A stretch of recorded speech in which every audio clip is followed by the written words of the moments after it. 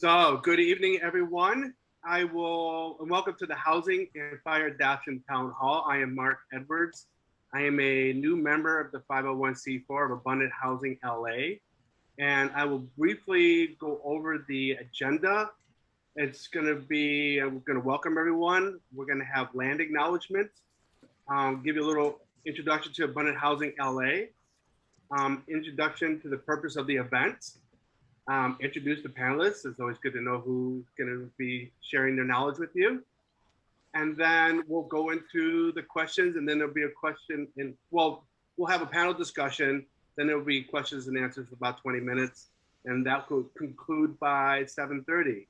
So once again, I want to welcome everyone to this wonderful event, and to first the land acknowledgement. We recognize and acknowledge the first people of this ancestral and unceded territory of Katviam that is now an occupied part of Senate State District 27. We honor their elders, past and present, and the descendants who are citizens of the Fernandinho Katviam Band of Mission Indians. We recognize that the tribe is still here, and we are committed to lifting up their stories, culture, and community. Thank you. So a little bit about Abundant Housing Los Angeles. Our mission is to address the upstream causes of the housing crisis and housing shortage, and build a movement for structural change so that LA becomes a place of abundant housing. Why is abundant housing so important? There are a few main reasons, such as adapting to fire risk. With the future of fire in the state, we need to move a lot of people very quickly out of fire hazard areas, which are growing, and into sustainable communities. That means building a lot of high density housing as fast as possible. But it's also important for more affordable housing to be built. Multifamily apartment buildings are cheaper per unit than single family homes, and they create community quicker. But even though so many people need a place to live, most of LA is still zoned for housing scarcity. Through low density suburban sprawl, we seek to achieve abundant housing through advocacy, policy, and education, such as these events, to shift LA culture to see inclusive housing as a good thing. And so, what is the purpose of this event? Why are we gathered here virtually? Look forward to in person in the near future. Is to discuss if California can address climate and housing crisis simultaneously. Is it possible? Can we do two things at once? Can we have that convergence? So I now have the honor to introduce the panelists.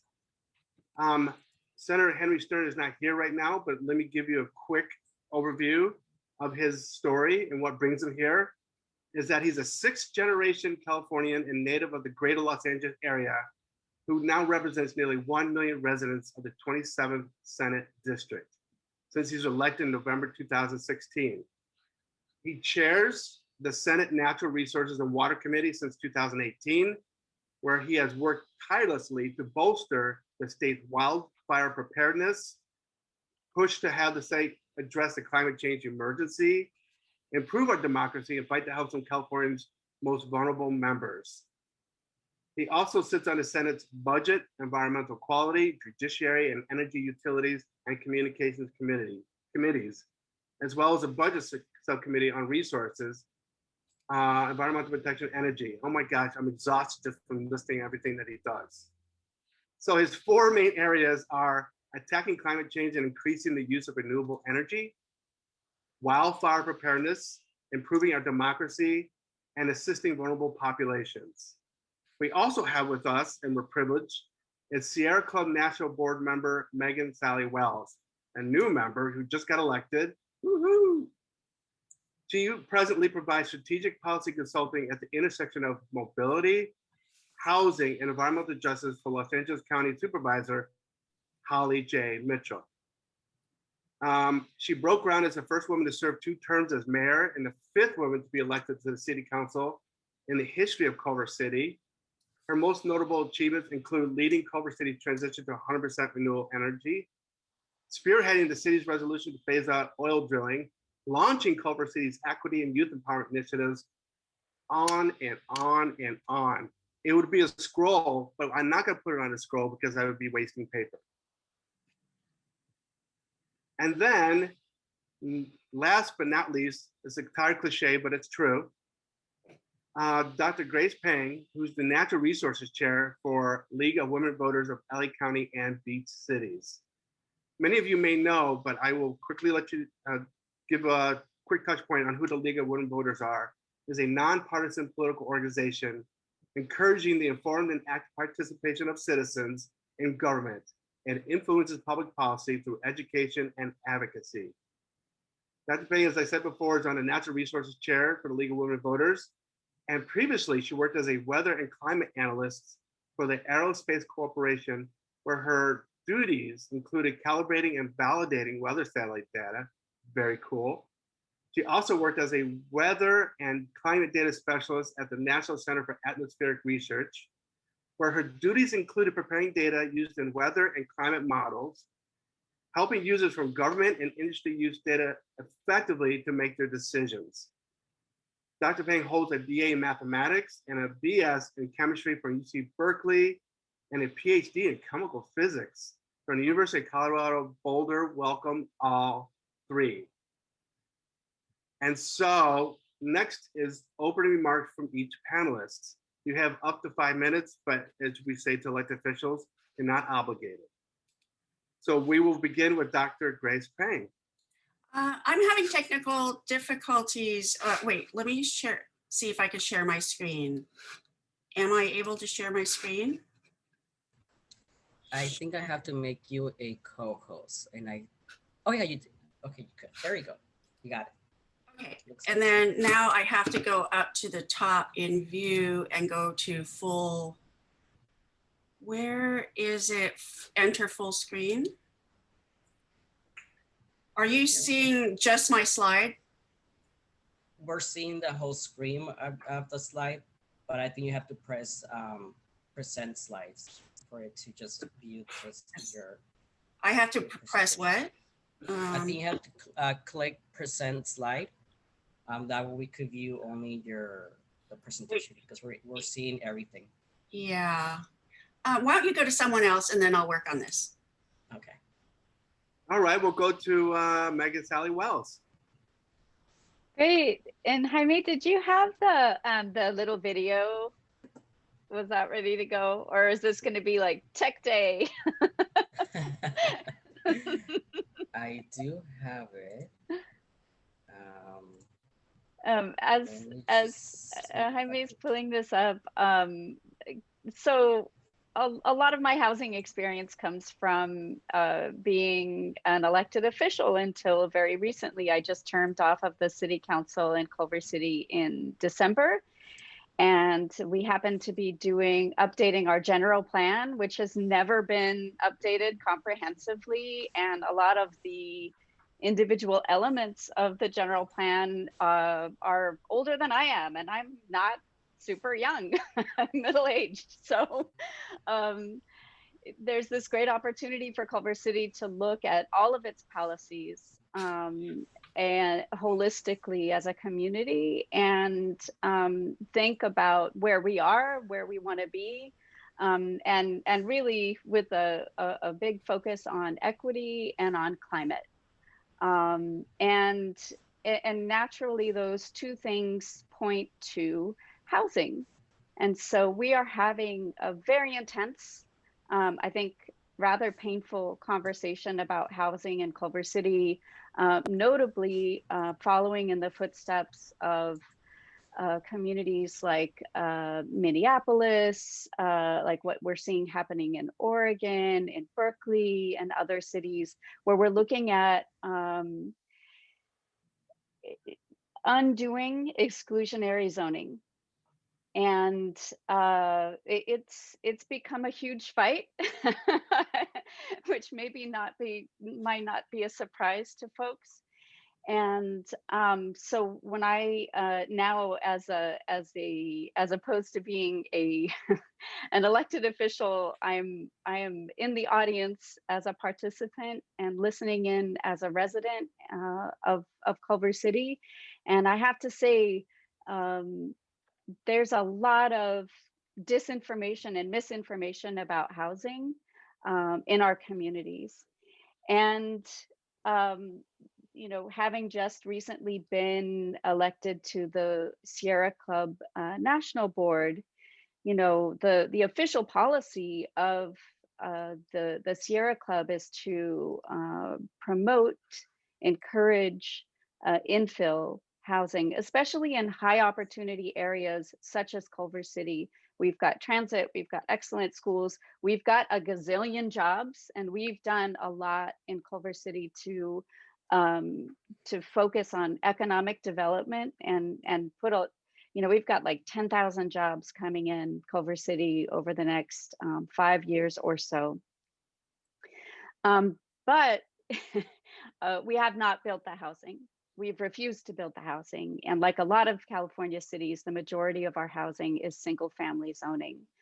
And even though some of the housing bills that have come forward and have passed, notably the legalizing granny flats,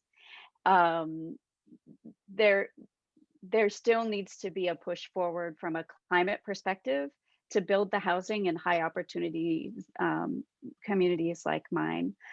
So I don't know if Jaime, if you got that video queued up. Yeah, we're going to hear from one of our advocates who is framing this debate in a really funny way. I'll let you go ahead.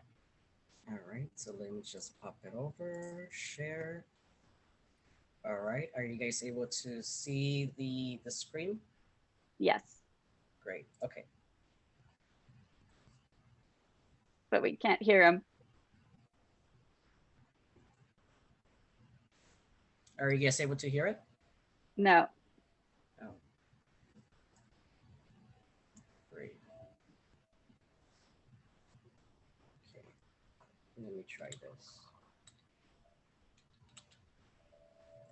It's interesting because we're having the exact same debates in Redondo Beach, and it's the same. Like South Redondo Beach was a whites only area, and oh, hey, did it start? Let me try this. I just heard there you. we go. Can you guys hear it now? Yeah, if you want to put the volume up a little. To end exclusionary zoning so more people can live closer to their jobs in Culver City. I'm here to talk with the real star of that debate, an actual car's tailpipe. Culver City has added over 10,000 jobs in the past 4 years and had basically no housing units in that same period. Where are those workers supposed to live? Okay, so someplace far from here and then they drive to work. Okay, but Tailpipe, Culver City's own staff analysis says that allowing more multifamily housing in our single house areas would let more people walk, bike, and take public transit to work and shop, slashing Culver City's per capita CO2 emissions. But on the other hand, here's a NIMBY YouTube that says the quadplex on my block is basically a nuke. Where do you stand on this one, Tailpipe? Okay, if you don't believe Culver City's own analysts, how about UC Berkeley energy professor Daniel Kamen? He's the lead author of the UN's IPCC climate panel. He won a Nobel Prize. He found that the best way for a town like Culver City to reduce greenhouse gas emissions is urban infill, that is, end single house zoning and let more multifamily homes be built near jobs and transit. But again, to be fair to the other side, they did make just a real wackadoo YouTube. So who's right, do you think? Nobel Schmobel. Well, those are words. Well, one of them is a word. But listen, Tailpipe, what about Sierra Club, California? They say that cities like ours need to allow more multifamily housing if we're going to save our climate. So does the UN Environment Program and Bill McKibben from 350.org. Also, Joe Biden, Bernie Sanders, Elizabeth Warren. I mean, what do you say to all of them? Whoa, Tailpipe, come on, this is a family video. Plus, I like those guys. Come on, we're clearly not going to settle this today, but I do appreciate you taking a break from destroying the planet to be with us today. You're a very busy Tailpipe, and I respect that. Any chance I could get a selfie?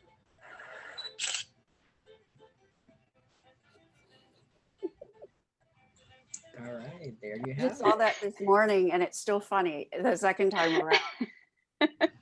So Hi, my name is Patrick Megan. I'm a the nexus between creating jobs but without creating the housing, you know, the punchline is that it creates driving, and that's what's killing the planet. So I think Patrick sums it up very nicely. And I'll add that Culver City is, our motto is the heart of Screenland. He is a screenwriter, and a lot of people in Culver City are in the entertainment business. And so we're always happy when those folks are on board with good policy. Look forward to the discussion. And I will also put the link to the video in the chat if folks wanted to see it again. Thank you, Megan. Mark, you're mute. Yeah, thank you, Megan. Luckily, I'm not going to take a shot for every time I forget to take myself off of mute. So I want to thank you very much, Megan, for that. That was entertaining. I've seen that many times before, and it never gets old. We should do a panel with the tailpipe someday. That being said, I just want to take a quick moment to introduce Senator Henry Stern. And just to let you know that we already did the introductions and had a chance to go over your bio. That was about 10 minutes. And now we're just doing introductions. Megan introduced herself. Get ready to have Dr. Peng introduce a quick introduction, and then we'll go to you. Cool. Thanks, Mark. You're Okay. welcome. Can I share my screen now? Do you want me to do my, okay. All right. This is based on a talk that I gave to League of Women Voters LA County, and also to a Redondo Beach group about what data-driven climate action is. And I customized it a little bit for this crowd about fire and housing. And when I was working as a climate scientist, we got training in how to push back against climate deniers. And it's amazing how useful that training was, because housing and climate discourse are very similar. I mean, in both cases, we're fighting against people who say that it's not real, or even if they say that it's real, they say that we're not the cause, or nothing can be done. And then we also have billionaires. We just have like a whole complex, people dedicated to sowing disinformation out there. And it's very disheartening for those of us who are fact-based and trying to make progress on these very difficult issues. But I joined a local group, the League of Women Voters. I've been using their voting guides ever since I was a freshman at Berkeley. And in my 40s, a friend said, you know what, Grace, you got to help write our voter information pamphlets. So since then, I've been a creator of content where I collect real facts and I put it before voters. And I want to say that for both of them, it's a very hard problem. And we are all the cause, but then we are all the solution. And I know that I live in the South Bay, which is relatively cool, but it's a lot harder for people who live in Senator Stern's district because they live in harm's way. But we are the cause. And if we look at the UC Berkeley Cool Climate Tool by Professor Kamen, we see that Los Angeles, we can do a lot of mitigation. We can make things a lot better. And urban infill and VMT, vehicle miles traveled reduction, are very high up in what our region can do. And so this is our greenhouse gas emissions for LA County. You'll notice that transportation is 42%, but the stationary engine also includes refining and extracting fuel. So transportation accounts for half of our emissions. So that's where we need to go. Like, why do you rob a bank? Well, that's where the money is. Why am I so concerned about cars? Because that's where our emissions are coming from. And then I also want, the League of Women Voters is very, we are a progressive organization, and we're very concerned about inequality. The people who are causing the most climate damage are not the people that are paying the highest price. And we're always going to fight for the least fortunate amongst us. And then the other thing is Cal EnviroScreen, which is a California EPA data tool. When the healthy areas don't build housing, we push people out to the periphery, or to the red areas that are the least healthy areas. And I was exploring the life expectancy by census tract, and there's a 30-year difference within LA County between the healthiest census tracts and the dirtiest census tracts. I mean, this just is not, this is so politically destabilizing. We cannot let a few people create so much damage in other people's lives, because NIMBYism is not harmless. And then we're pushing people out into the desert areas. And I, for one, am very fond of the desert pup fish, but I'm also concerned about people and what happens to people's bodies with all that heat. Like we push people out into Palm Desert where it's 125 degrees, and like in Death Valley this week, it's going to be above 125. They're going to set new records this week, according to the National Weather Service. And there are some areas we're concerned that they're going to hit 130 this week or this weekend. Meanwhile, Woodland Hills last year had a new record of 121 Fahrenheit. And we have to mitigate for that, because either we have to move people to the cooler coasts, or we have to build in such a way to mitigate the heat. And then there's the whole fire thing. This is from a California database. This is all historical fires from 1872 to 2015. I didn't even add, I added the 2020 outlines in the lighter pink. But you can see that California landscape burns. It's our natural ecology. And we have to put people where it doesn't burn, because as our planet heats up, we're just going to get hotter and drier, and it's just going to burn repeatedly. I have a friend who lived in an inland area of San Diego County, because that's all she could afford to buy when she got right out of grad school. She wanted a family-sized place. And she realized when her son was about 7 or 8 that he got really, really antsy by summer, late summer, even though he loved baseball, he was just incredibly depressed, having trouble sleeping. And she realized that he was traumatized by fire. He was having nightmares about fire, and like they moved away from California back to New England, where she had gone to college, because she just couldn't have her son like live with that trauma every fall when the winds came. So I just do not want another generation of kids to grow up with that trauma. And I also, like with Paradise, with all the elderly people that were unable to move, to evacuate in time, I just don't want us to put people in harm's way on purpose. NIMBYism kills. And then we also have, on the right, we have Long Beach Harbor and a medium scenario for sea level rise. And on the left, we have an NCAR climate simulation of extreme precipitation events by the end of the century.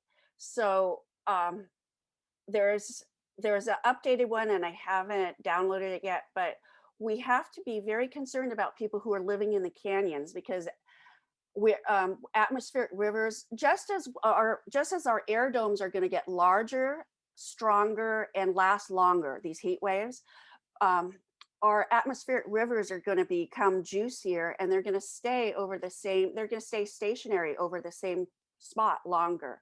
So slopes that where you were able to build and live safely in the 1970s are no longer safe. We need to evacuate from these canyons as well. And when I give these talks in public, everyone says, "Oh, we're full, we're all built out," and we're not. We're not built out on a global scale. We're not even built out on a local scale. There's no reason why we have to institute these height limits and limit ourselves. You know, like those urban canyons provide much needed shade. And you know what is an on-demand pod vehicle that's all electric and uses AI and has an excellent safety record? The electric elevator. Advances in electric elevators have they've reduced their electricity use by 50%. They do regenerative braking. They use AI to anticipate when and where they're needed. And the batteries that help them during a power outage actually help run like medical devices for their buildings residents. So I don't know why we venerate electric cars, but not electric elevators. And then we have a spatial problem, you know, like we can have density. We can have density of people, but we cannot have density of cars. And we need to move people out of cars. Density enables transit, transit enables density. And I don't want to hear any more about how you have to be able-bodied and young to do this. My friend Kate gave me permission to show her mommy mobile. She has an electric tricycle. She takes her kids around to all of her activities that way. This is Olivia de Havilland in her 20s. I think this is taken in Culver City. And this is Olivia de Havilland riding her tricycle. She was almost 100 when she in this photo. And then on the bottom left, that is called a rolling school bus in Limerick, Ireland.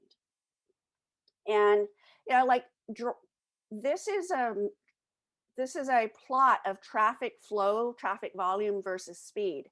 And you see that there's not a whole lot of change between how many people can get through a certain area. This is assuming that you're on cars. If we slow down traffic to 25, 20 miles per hour, it makes bicycling much more viable and pleasant. So parking reform, blah, blah, blah. But I've taken enough of your time. But I want to give you hope that, you know, like having more neighbors is both a benefit and a burden. And we can come together and make it more of a benefit and less of a burden. But we have to come together and we have to agree on the facts. We do not have to indulge and coddle people who make up lies, because I mean, we'll never make progress, and they'll always be able to make up more lies. So we can't listen to them. We have to shut that down. Anyway, I've spoken long enough.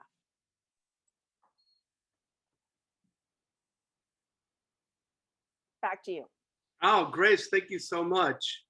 I love that. That are just little stories that get shared and they add up into a beautiful narrative. So thank you. So Senator Henry Stern, opening remarks. I mean, just freestyle this? You can do it however you want. I just want to applaud Megan and Grace. I watched the former mayor go through her own transformation with very keen interest, and I love abundant housing as well. But she's had some of my favorite tweet threads, I think, in recent memory, because she's such a wonk, and I see that in Grace's work too, and frankly, the work that abundant housing is doing. Like, yeah, you can have your own opinion, but not your own facts, and just drilling down to it. So, it's good to be amongst serious folks. And these aren't easy issues to solve, especially in Los Angeles. I think LA, frankly, is the most complex, but also the most important housing puzzle to solve. I would say not just in the state of California, I would say in the whole country, and I might even submit in the whole world. Because if you're just looking from a climate lens, and everyone else has, put these in other contexts, but the petroleum consumption that the greater Los Angeles area is responsible for is, about the 15th largest vending nation on the planet. And I mean, California is the 3rd largest consumer of petroleum on the planet, but LA is the Goliath when it comes to vehicle miles traveled. And so, you know, we could, if we changed not just what we drove, but how we drove and how far we actually drove, we break OPEC overnight. We could actually fundamentally change the global energy economy. We could hopefully, you know, make this town survivable. Was it Grace or Megan who was talking about 121? You know, whether it's the extreme heat we're facing, or, you know, I've been through 17 major wildfires since I got elected to office. I live in sort of Fire Alley. Goes from Santa Clarita, right? Home of, we can talk about a little bit of that housing, but home to basically the bulk of the new growth we're seeing within the county and the region, and the bulk of the fire risk. And a lot of fires start out there in the hills of Chatsworth and suck through the mountains, and you all know the Santa Anas. So I, you know, been through, I mean, the worst for me was Woolsey.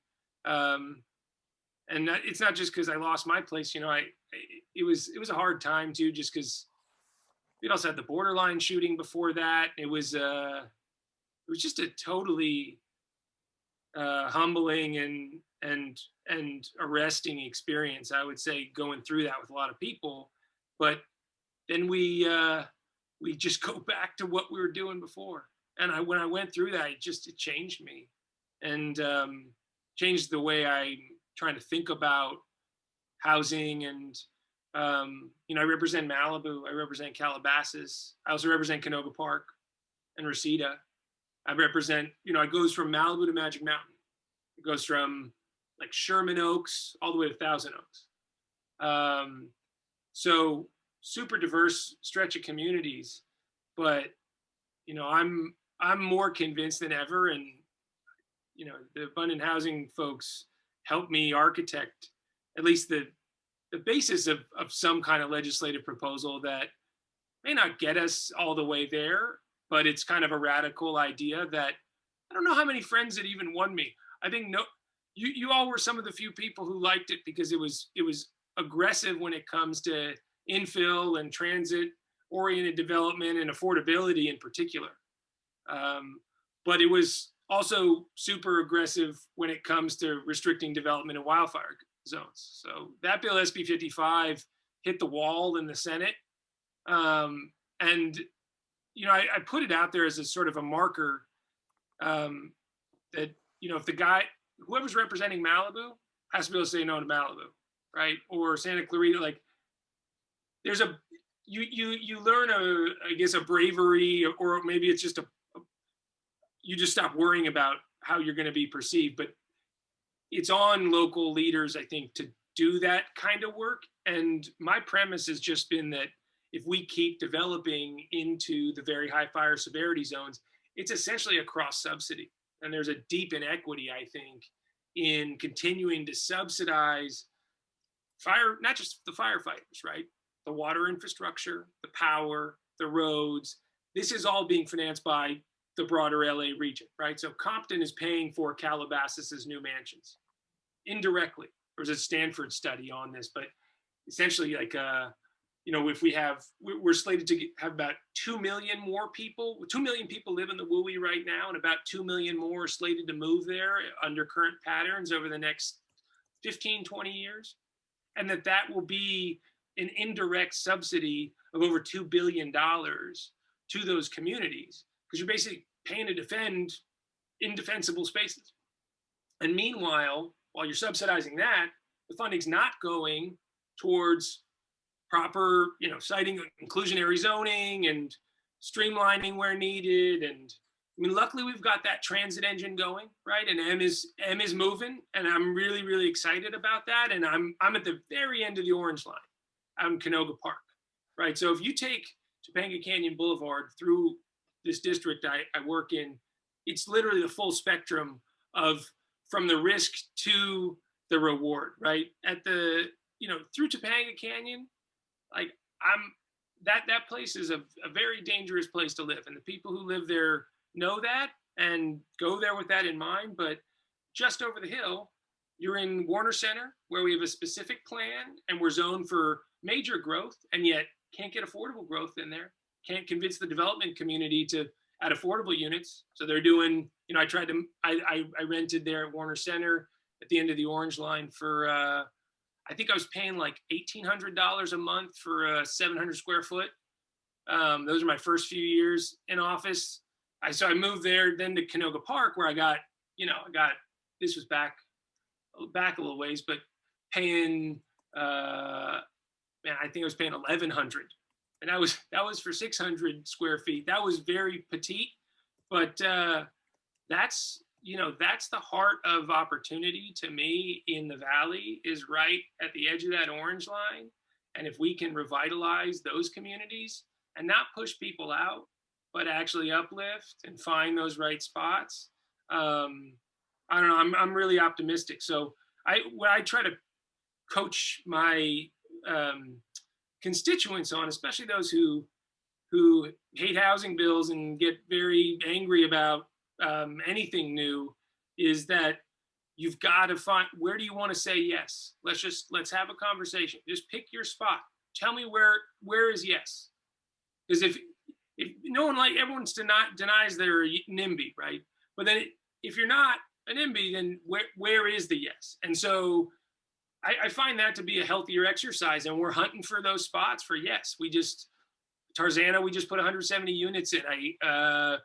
Out, right in the heart.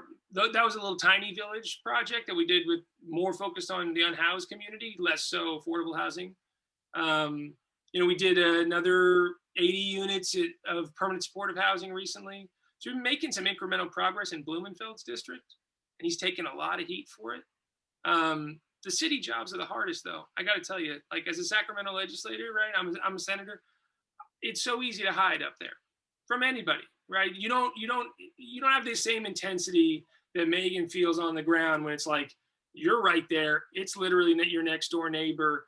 And I think there's a danger in the political disconnect too with that. So anyway, I'm looking forward to getting into it more, but a little freestyle for you, Mark. Yeah, no, you did a wonderful job. And you actually kind of touched on the first question I was going to be asked of the panel, with you kind of kicking it off, which you wonderfully did. And my quick follow-up to you would be, if you could just give us a brief overview of what Senate Bill 55 was. Yeah. And then I'll ask Megan and Grace to kind of add their insights into what you were just sharing about. What it is, not what it was. It is not dead. It's a 2-year bill. Oh, okay. So it still is, but it is essentially a bar on a prohibition on any new development, mansion or otherwise, not just on certain kinds of housing, but any new housing in very high fire severity zones, unless certain mitigation standards can be met.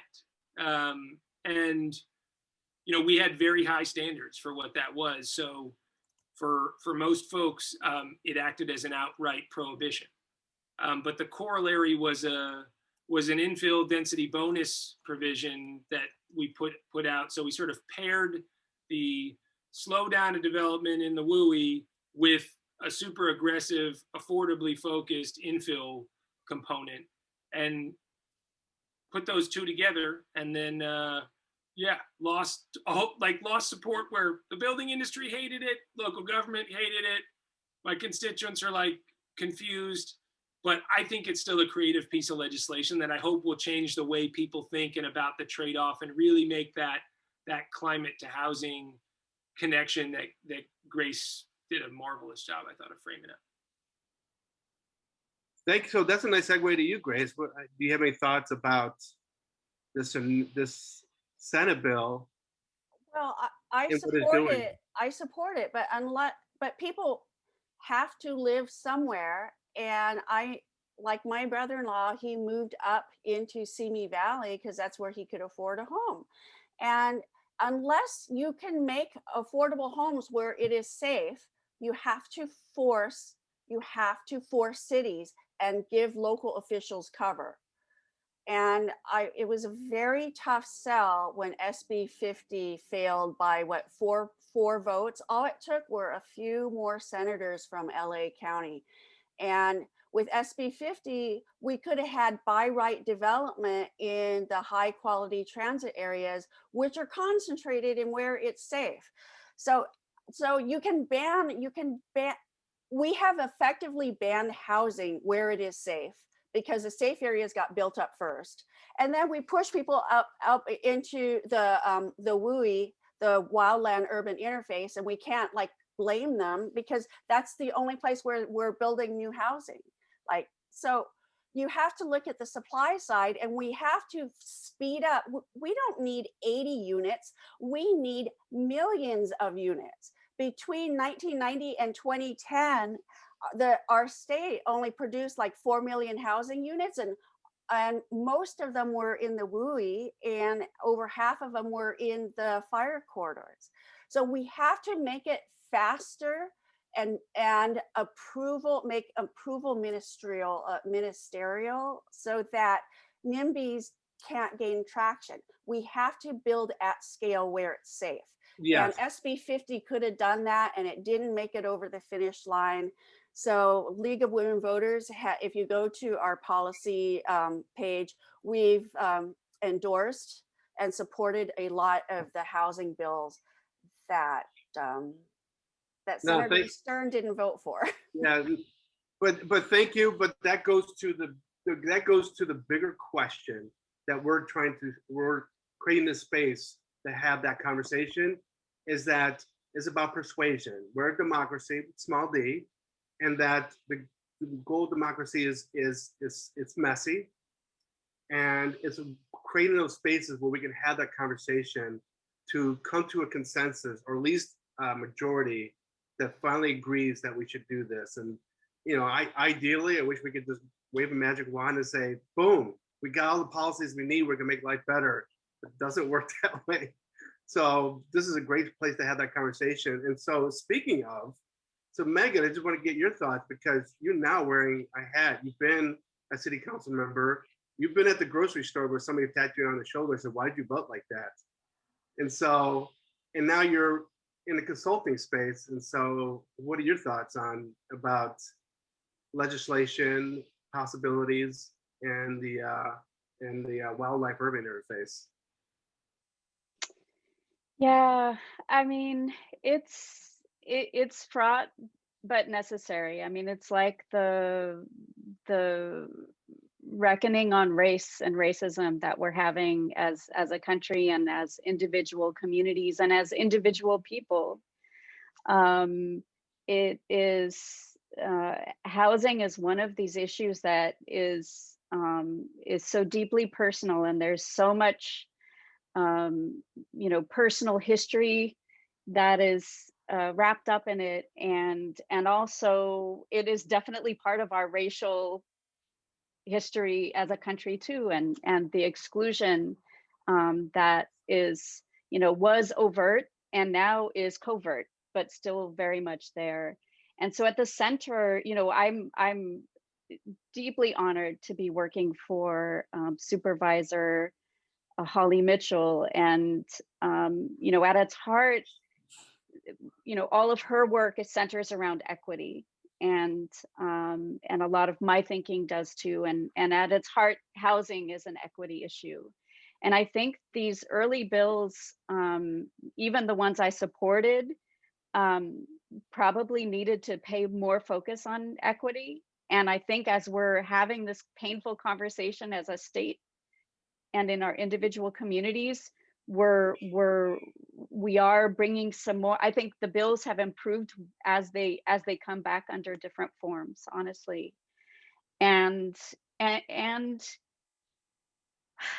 then there are these conversations, and it's really something that I went through myself, right? When I was newly elected, I simply wasn't putting the pieces together, because you think like, developer bad, homeowner good, right? You don't think much more than that. You think like, oh, extra cars on my street, that's not cool. but how does that fit into the climate? You know, I when I was first elected, I was, you know, really focused on climate action. Some of my biggest accomplishments were in getting rid of oil, you know, oil drilling in my community. But it hit me. It hit me really hard, you know, and fairly early on, that, you know, it's just not enough to be, you know, for climate justice. You have to actually look at what your actions are, and what you have to do in order to be serious about it, and not just make it into a bumper sticker, right? Or greenwash it. And so for me, you know, as the strongest voice to get rid of oil drilling in Culver City, I realized that it, you know, I also had to become a city that was not fossil fuel dependent. And what does that mean?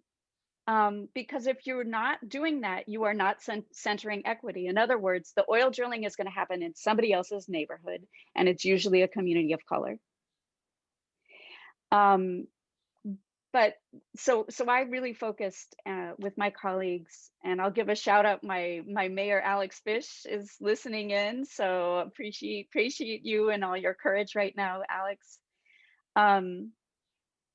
You know, we were really focused on, you know, on working on transportation, on and housing, of course, housing, because we are this community that has so many jobs, such an excellent school district. We have public transportation. And when I was, you know, I had the opportunity to lead the West Side cities on SCAG, the Southern California Association of Governments. And so we were doing our regional housing needs assessment fight in this big room. This is pre-COVID, where you really saw equity alive. Or actually the lack of equity alive amongst elected officials, local elected officials all throughout Southern California, who were really just happy to say, like, you know, housing, let's put it over there. Let's put it in the exurbs. Let's put it as far away as possible. It, you know, to this, you know, insane, we were in this insane situation where, you know, folks were ready to pass regional housing needs assessment that would have given Beverly Hills 3 units of housing over the next 10 years. And then all the other stuff was happening in the Coachella Valley, Riverside, et cetera, et cetera. And it took a big fight, and with abundant housing to bring more awareness, to bring, you know, to bring climate to the conversation, to bring equity to the conversation, because, you know, as Senator Stern was saying, like, it's so easy for folks to say no. So where do we say yes? And regionally, we were able to, you know, get a little more equity in where we were putting our housing. You know, I'm the high opportunity community that needs more housing, that has refused to do it in the past. And it was, I think it was meaningful to be an elected official on the front lines at Trader Joe's with people tisk-tisking at me, you know, or saying horrible things on social media. But it's like, when you're doing the right thing, you know, I've got to look at my kids, right? I've got to look at my kids and be able to tell them that I was serious about climate action, and I did everything in my power to move the needle and change the status quo, because the status quo is literally killing us.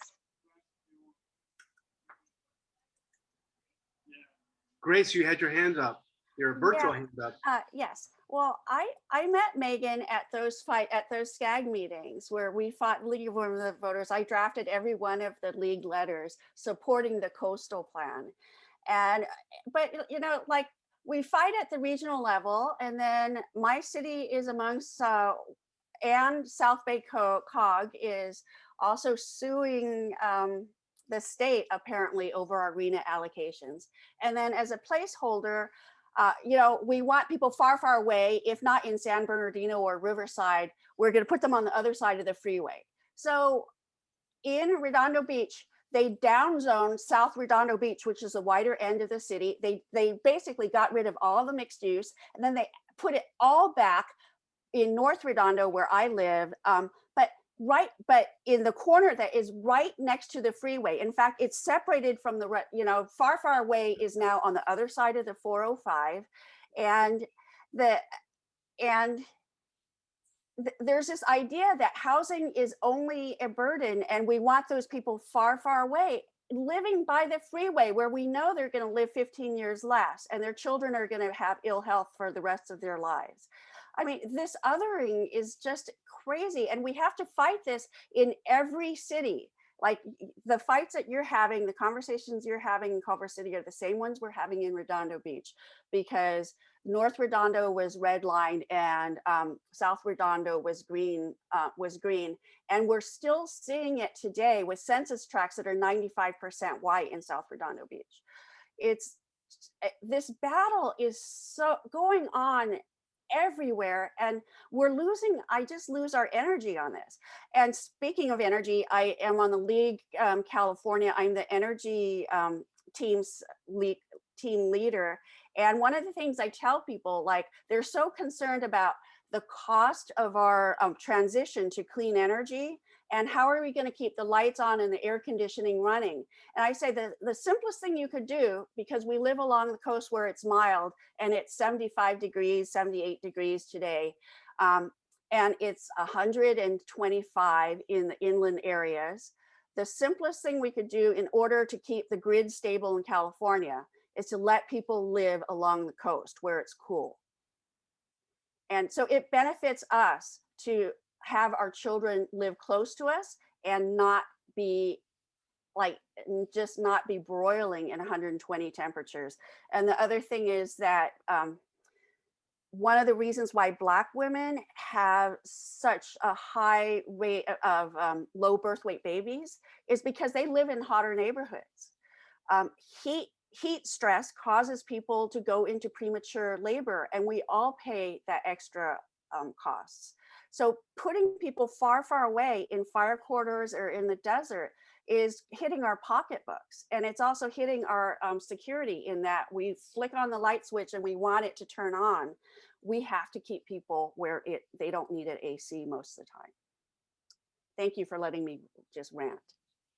No, this is the rant space. So, because I mean, I really appreciate that, Grace, because it's a very expansive conversation. The impacts are significant, but if we don't create the space to hear all the stories and hear these conversations, we can't start coalescing around a narrative and a campaign and building out the power that we need to make the change that we need to see.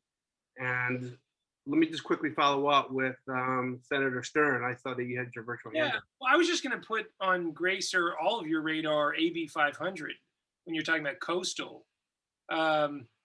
It's hit some headwinds, but Chris Ward, who's a new member out of San Diego, put a bill forward around bringing authority back to the Coastal Commission to actually require affordability and to actually put pro-housing policies into their mandate within the coastal zone.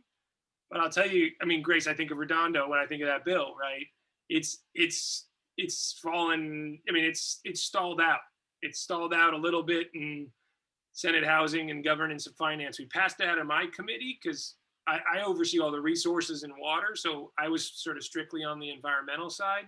But I was really excited about what Ward was putting out there from San Diego.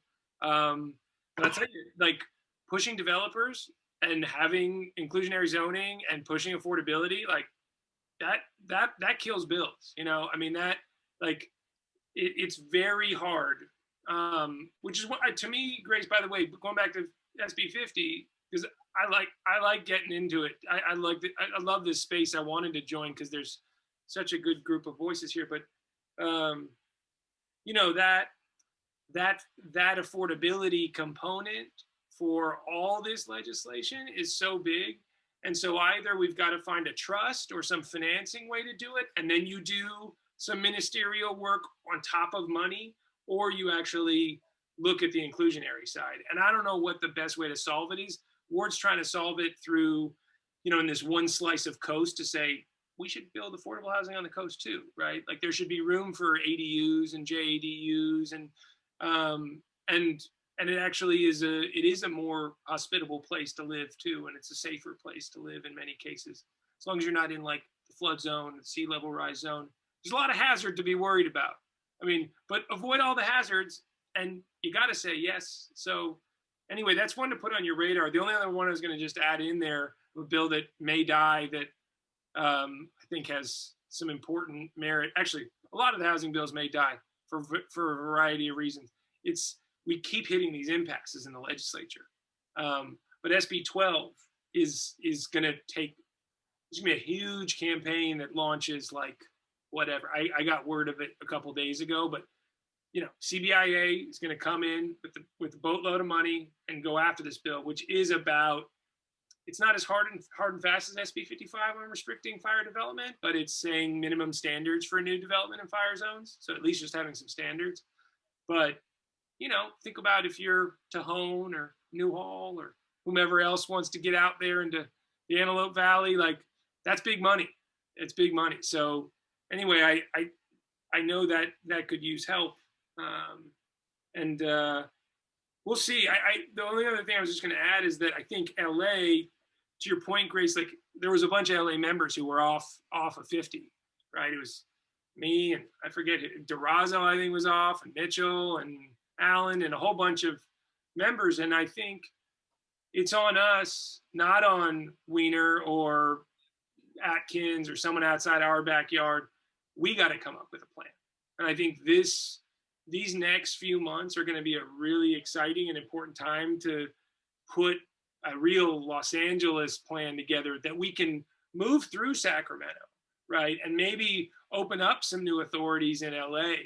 But to try to come up with a framework that's actually going to work with our housing patterns, our opportunity zones, the gentrification risks, the costs, and really tailor it. But I don't know. I'm excited about a few of them. Comlogger's got a really good bill on a housing trust. I think it's 679 we're excited about that may result in an initiative afterwards.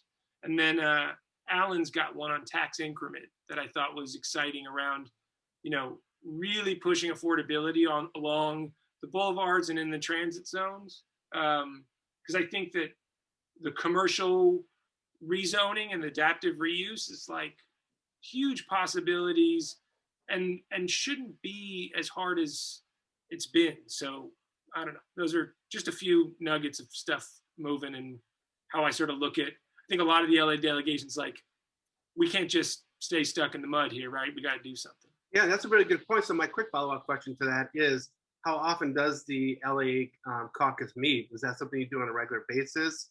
And is there conversation about coming up with it? Because also I'm thinking that you have an additional voice now with Assembly Member Isaac Bryan, who does bring that credibility from social justice lens. And he's built out a coalition, as many of those coalitions have frequently been at the table to oppose a lot of the bills at the state level, because they don't feel that there's a social justice component to it, that they're not being heard. Because one of my favorite phrases is, "There's no us without us." And so anything that we can do to help coalesce, as I said before, a shared vision that the entire LA caucus can then go to Sacramento with, would be a game changer. And I will just volunteer Abundant Housing LA and any other people who are part of this to be in that conversation, because it really is coming out with a shared voice. Because I think once we have that, we can get the threshold that we need. But I will follow with Megan. Yeah, thanks. I wanted to address the idea of the corridors and the kind of multi-use along the corridors, because this is one of the big pieces of the conversation we're having here in Culver City. And a lot of the folks who are resisting changing any type of R1 zoning are saying, well, just put it all on the corridors, right?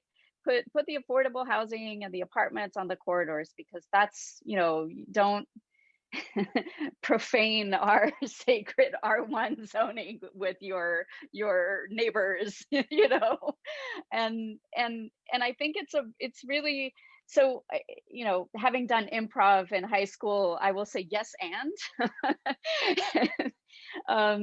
because yes, and also having lived in Paris for many years, the multi-use living on the boulevards and that sort of thing is definitely part of the solution, but so is, again, centering equity and making sure that in all of our neighborhoods that we're not just putting certain types of housing in certain places and not giving opportunity to all of our residents, to all of our neighbors. And what really, as I observe my own city, I look at all these like bungalow courtyard apartments that were built in the 1920s. They were built before my house was.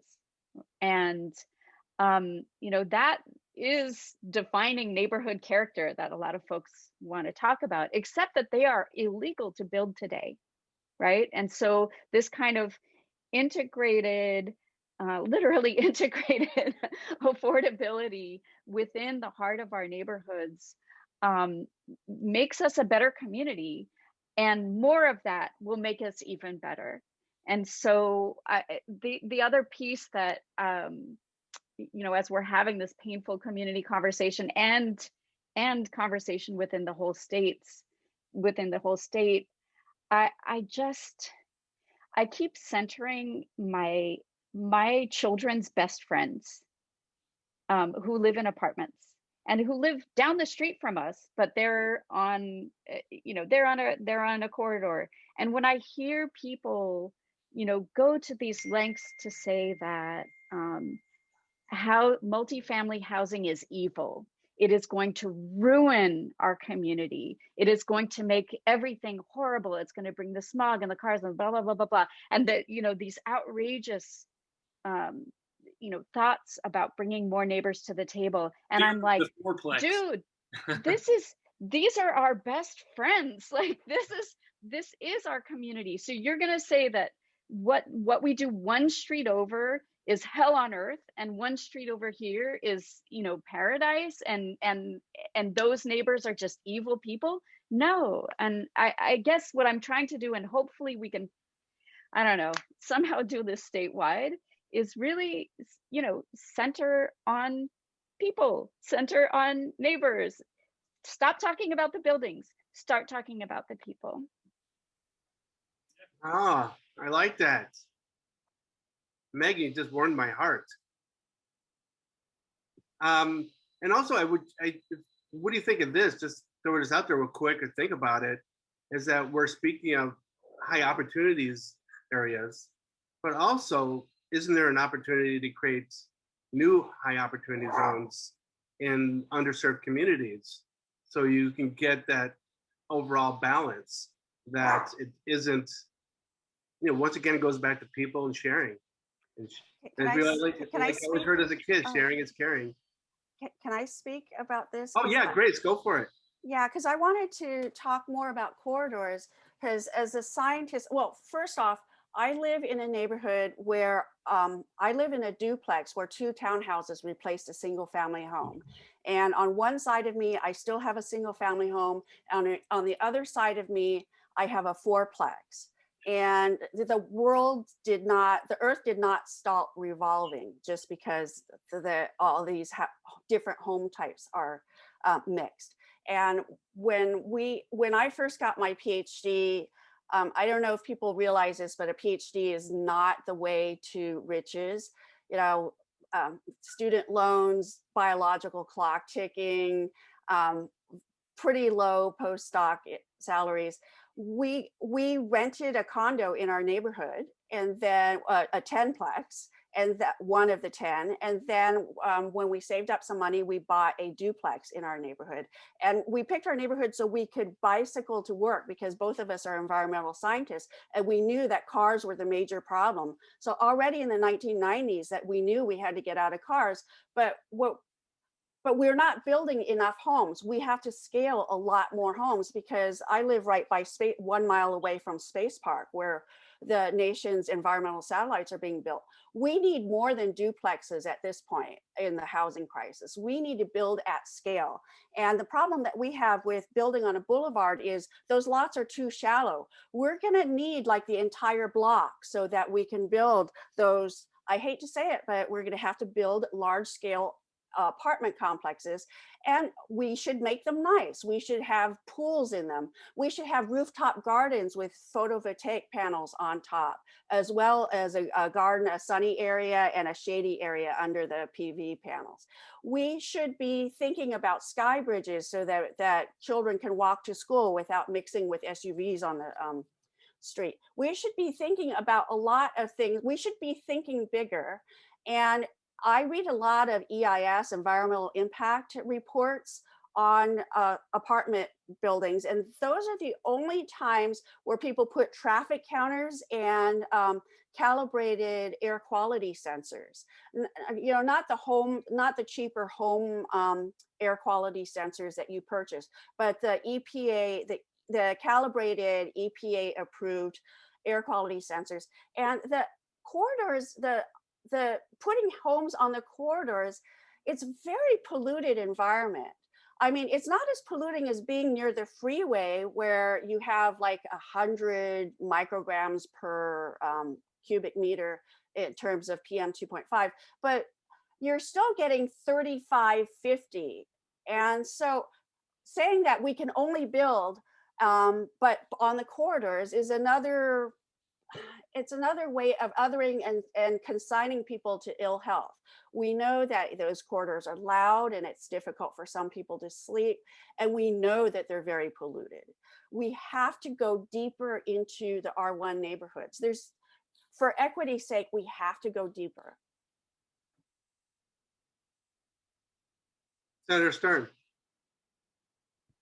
I was just going to ask, so is the issue, you might have just answered it, Grace, but it's like, if you're too boulevard or transit corridor centric, you're just that one layer deep. You're saying to get the supply you need, you've got to go. You got to expand, like the full half mile is the half mile, right? So when I'm thinking half mile though, that's not, you don't think of that, you think of that as corridor or not as corridor? If we're saying. No, the half mile is good, but okay. These boulevards of opportunity plans that only are along arterials, okay, those are very unhealthy. Half mile, got you, okay. Because I was thinking about some of the legislation we've done that had worked on around the half mile and redefining high quality transit. And we're really excited about Orange Line, right. For instance. I know I mentioned that earlier, but we weren't thinking just along the Orange Line, but sort of so you can like a half mile. But a lot of the legislation I'm seeing is only along the commercial corridors. Only, okay. And that's too unhealthy. One, it doesn't provide enough supply, and two, it's too unhealthy for the people that have to live there. Got you. Can I ask one more question, Mark? Do you mind? No, not at all.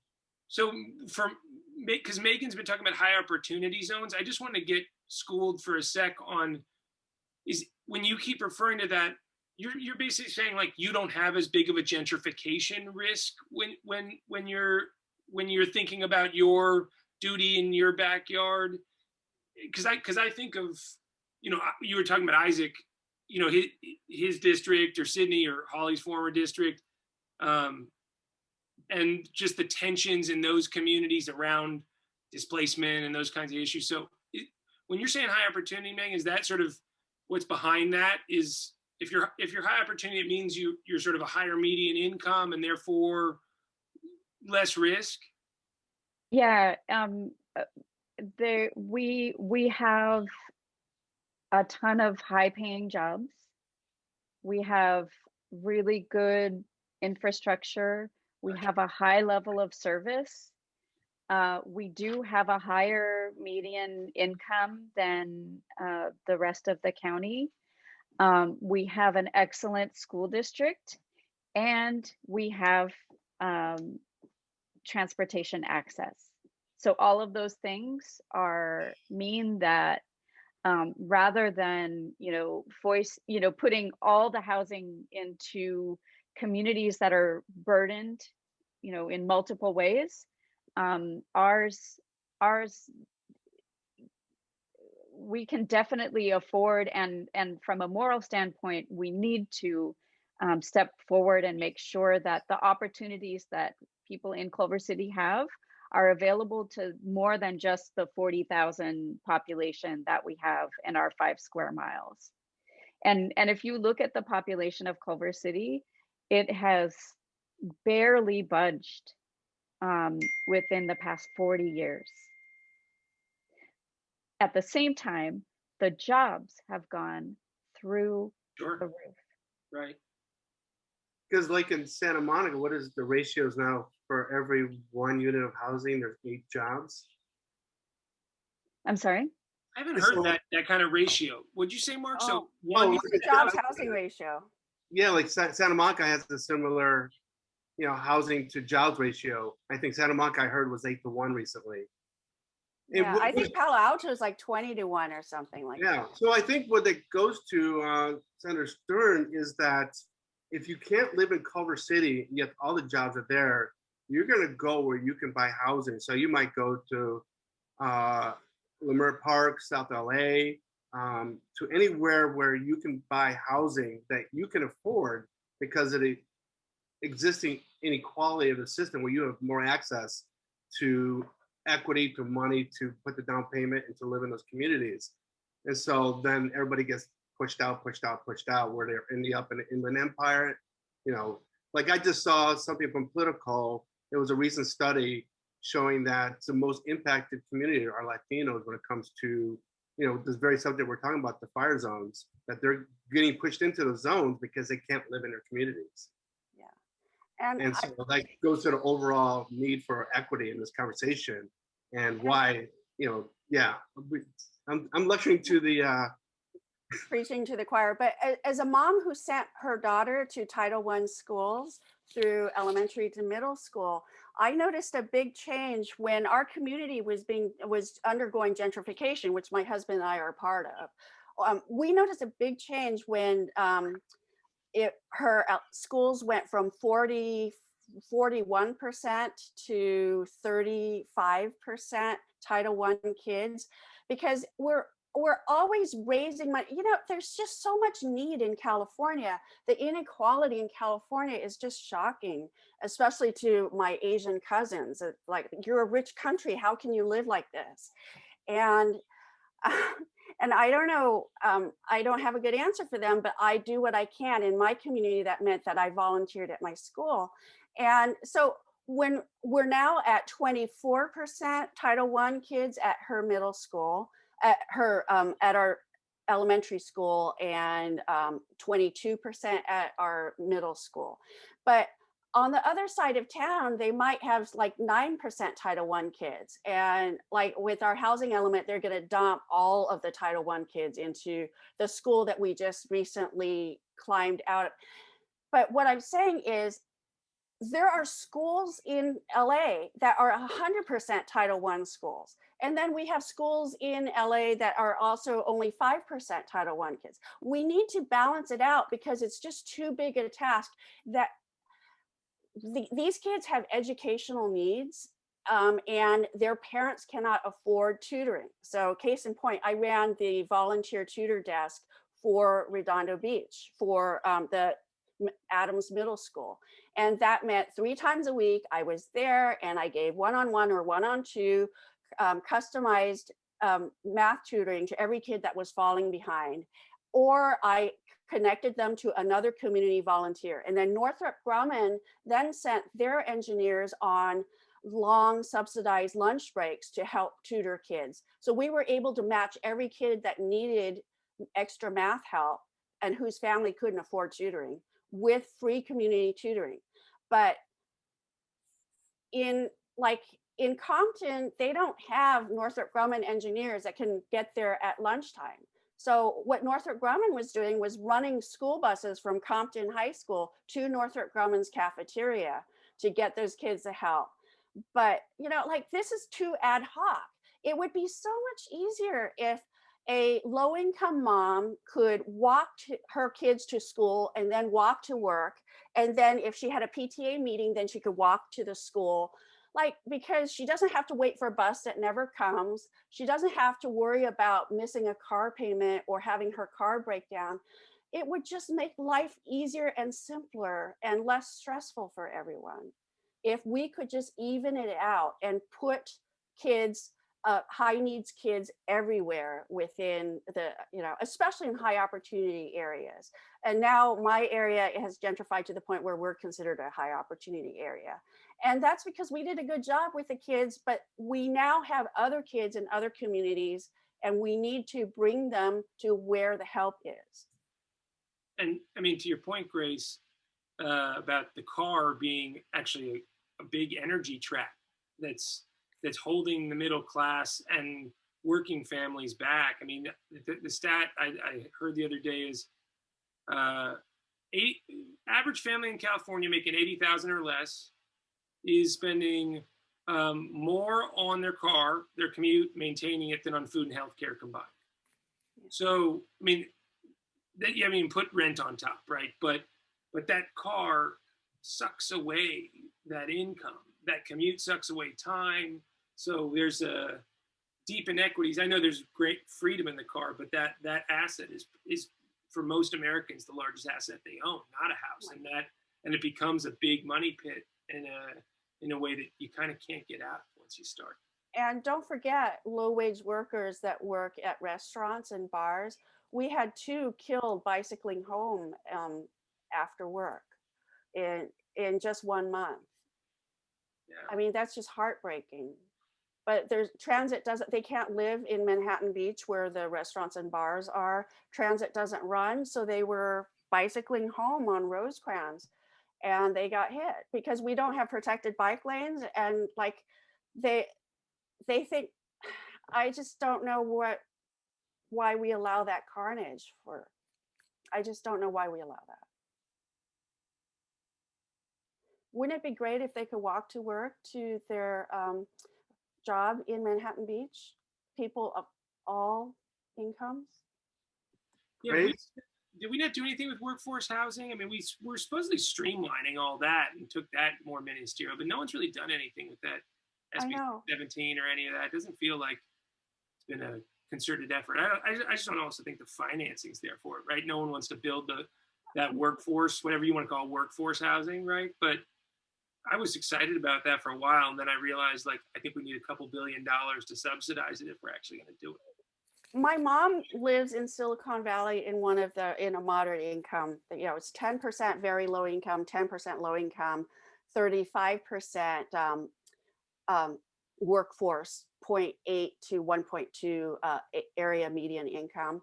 She lives in one of those, and her landlord is the Prometheus Group, and they didn't use big subsidies. They were able to pencil it out because Silicon Valley has such high rents. In the highest rent districts, you can use, that's your tool, that's your lever. Those high rents subsidize the moderate and low income units. That's why we need to develop in the high rent areas. That's why Santa Monica can pull this off in some cases, right? Because they can leverage. Mm-hmm. And the coastal areas, because people want to live in the coastal areas, and retirees want to live near the coast, and they have a lot of home equity, or if they want to rent, they can afford high rents. So pushing it along the coast is good, but you have to remember, when retirees move somewhere, then the people who take care of them, especially as they get older, they're very low income, and they need housing nearby. Because I'm dealing with this right now with my in-laws. They have someone come into their house morning and evening for a couple hours. And so that split shift requires someone who lives close. Yes. Yes. Yeah. No, you make a really good point. And then we're like, what I do is the agency I'm with, we do workforce development, and we help people overcome barriers to employment. And that is the most significant sector. And what's so fascinating to what you're saying is that they are going to be moving out if they can, and they are going to be moving to areas that have very bad public transportation. And so you're going to get into this catch-22 again. And we know this is going to happen. It's like we're watching it in slow motion. And so, yeah, there's Grace. I just want to tell you is that I'm going to give you my moment of optimism here. Is that the fact that we're talking about it, because I have to say that 5 years, 10 years ago, I was not hearing these conversations, and I was out in the street advocating for affordable housing projects. I was not hearing these conversations, and I'm hearing these conversations, and sometimes, and more often, I'm hearing them at city council, at the federal level, at the state level. Just, I think the momentum is building and it's there. When we can get somebody like Meghan onto the Sierra Club board, both her positions that she does, with a very clear track record of those positions, it tells you we're making a difference. Where I can see, Grace, I can see your video, and that the video exists, and then a lot of people are seeing it, where I could be on Twitter with Alex Fish, who is a troll magnet, but he manages it so beautifully. And I learn a lot. Not from, I mean, from his responses, but it's just, I learn a lot. And then I'm seeing that community build out. Not to say Twitter is real life, it is not, but it does give you a hint of where the conversation is going. And then to have the space where we can have Senator Stern come into and engage with us in this conversation, and knowing that this is not the last of the conversation. This is just ongoing, ongoing, ongoing. And my hope, Grace, is for you to have those bike lanes, for you to have the proximity to affordable housing, that affordable housing is there, and that there's no one particular area that has to carry the burden, that we share it and we share in this story, and that we collectively have the moral imagination to create the world that we want to live in. Because I think at the end of the day, we all want a sense of community. I don't want to distrust my neighbor. I actually want to know what their name is, and what makes them tick. And I don't necessarily have to go over to their place all the time, but whenever we need to help or protect each other, it'd be nice to have that connection. So that to me is what community is. That's the characters, the people. And when you live in an apartment complex with 100 mailboxes, you meet a lot of neighbors at those mailboxes. You do. Some of them you don't want to because there's some drama, but that's our real life. That's real life. Yep. When I was in Boulder and I was living in a different state, living and working in a different state than my husband and daughter, because when you have a 2 PhD family, you make those trade-offs. I used to run into neighbors at the mailboxes that would invite me to dinner. And then later I found out that the OMAs, the OMAs in our building, my husband is German and he's Jewish. And they were basically deciding amongst themselves who would meet me at the mailbox so I could have Shabbos with them that Friday. I'm telling you, Shabbat is a huge factor for me trying to figure out where I'm gonna live in LA, because we walk, Yes, exactly. And we want the village life. Like my wife grew up right off of 3rd Street, in a little, it's like the shtetl of LA. But there's something good about that. There's something, there's right, because there's someone Friday night when I've had a long, hard week at work, there's someone who's done a home cooked meal for me, and all I have to do is show up at the mailbox because they're waiting sitting in the chair waiting for me to get home. That's really love, and that's an apartment building. And so I will allow Grace to have the last word. Give it to her. I would like to thank Grace, Meghan, and Senator Stern for being with us this evening and sharing your passion and sharing your commitment to creating community. I want to thank Abundant Housing for allowing me to be the moderator. I want to thank Jamie for coordinating everything, and look forward to future conversations. And I hope everybody has a wonderful weekend. And to my fellow Jews, Shabbat Shalom on Friday. And everybody, be well. Thanks, Mark. So much. Thank y'all. Thank you. Thank you all. Bye. Thanks, Jamie. Appreciate it, man. Thank you, Senator.